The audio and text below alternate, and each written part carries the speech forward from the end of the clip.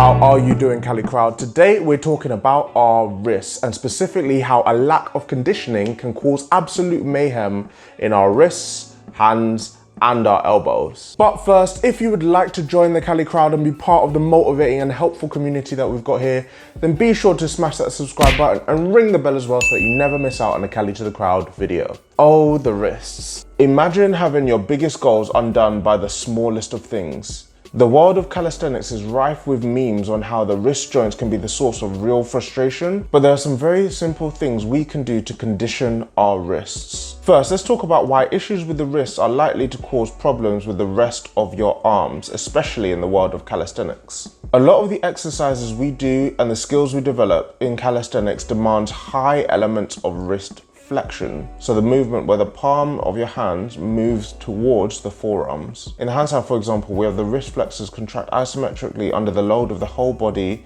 when we claw the ground and push down to keep us out of overbalance. But also think about any movement where we grip a bar, such as the chin-up or pull-up, where the wrist flexors are often loaded eccentrically, and we know that the eccentric portion of an exercise is where we have the largest amount of muscle damage. Usually this muscle damage is the desired effect of training, but the way that we use our wrists when we train and the frequency in which we put them under stress and load, this can open ourselves up to overuse. These exercises, coupled with skills such as the L-sit, where the wrists are again in flexion, but now we have the added element of the elbow lockout and keeping the arm straight, or the muscle up, where we need rapid internal rotation on the shoulder, supported by equally rapid flexion of the wrist, is only going to add to this pressure. All of this sounds pretty bleak, and I really don't say this to scare you or put you off calisthenics. One of the parts of training in this way is about acknowledging that what we do is very, very difficult, but we can take steps to make sure that we are in the best possible position to actually achieve our goals and not get injured in the process. What we need to understand about any joint in the body is that it likes balance. Balance top to bottom, front to back, side to side. And our bodies would sooner compound dysfunction than upset overall body balance. And the three things we're gonna go through today will be guided by this very principle. Starting with the first one, which is developing wrist extension. Most people agree that if we worked our chest muscles but never our back, we would end up hunched over with back pain. More so, you would never ever work the right side of your body without working on the left side as well. Well, this is the same with the wrist. We've just gone through the issues that an overexposure to wrist flexion could have on our anatomy. And to reduce the likelihood of issues, we need to develop the other side of that joint, namely wrist extension. By strengthening the other side of the joint, we encourage that balance we spoke about earlier and reduce the likelihood of pain in both the wrists, hands, and the elbows. We can develop wrist extension with a very simple exercise as well. The setup is very simple. All you'll need is a lightweight aura resistance band. With your hand out in front of you, lightly gripping the band, try to bring your knuckles to your forearms.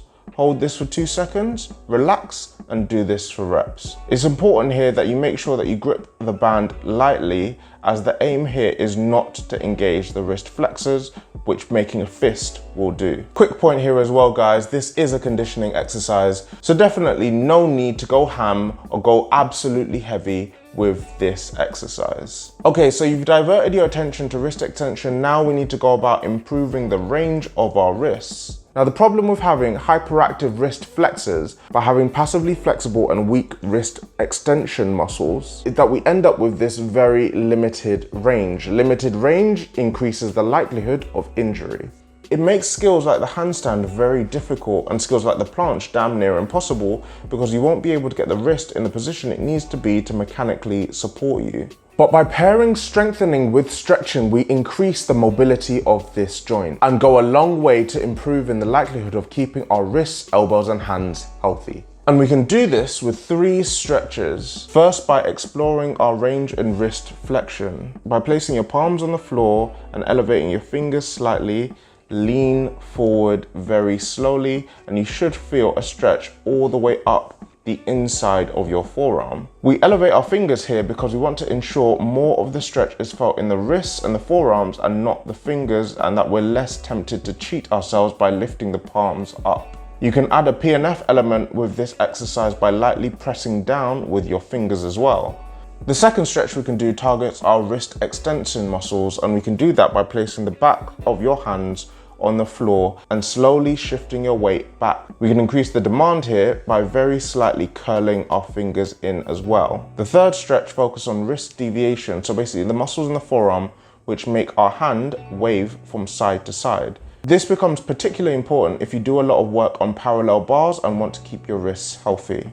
Essentially, what we want to do to stretch the muscles responsible for this movement out is come into this slightly quadruped position, make a fist and roll along our knuckles so that our weight sits very lightly on the back of our index finger, while at the same time sitting deeper into what is almost kneeling. Hold this for 5 seconds, then we want to again pivot on the knuckles so that our weight sits lightly on the back of our little finger, while we simultaneously shift our weight towards that quadruped tabletop position. Now I want to stress again, guys, that these stretches are not meant to be about you going absolutely hard and forcing range that doesn't exist. The wrist is a really small joint that a lot of tiny bones and muscles feed into, and these exercises and stretches are more about conditioning them to perform better. But that's it, guys. These are the stretches that you can use to really condition your wrists and take things like your press-ups and your handstands to the next level and avoid feeling pain all the way up your arm. If you want to check out more mobility tips, then you can take a look at how you can open up your shoulders and improve your overhead shoulder mobility.